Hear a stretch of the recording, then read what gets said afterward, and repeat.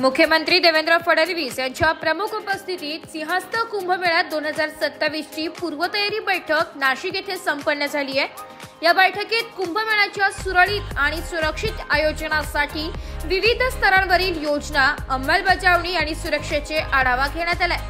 या प्रसंगी दिंडोरी पेठ भाजपा विधानसभा प्रमुख संजय वाघ यांनी मुख्यमंत्री देवेंद्र फडणवीस यांचे स्वागत केले।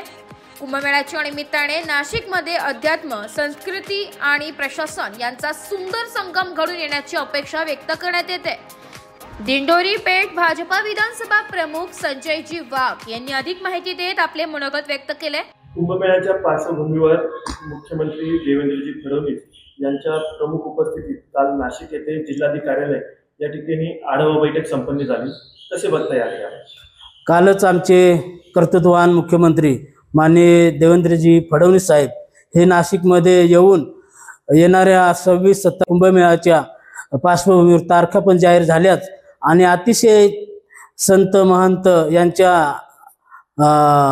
अध्यक्षतेखाली साहेबांच्या खूप महत्त्वाची नियोजन बैठक झाली आणि खऱ्या अर्थाने नाशिक कुंभमेळा किंवा त्र्यंबकेश्वर तर आमचा पेठ तालुका असेल, इगतपुरी तालुका असेल, त्र्यंबक तालुका असेल, यांचा सर्वांगीण विकास नक्कीच। ब्युरो रिपोर्ट, नाशिक लोकशाही न्यूज, नाशिक।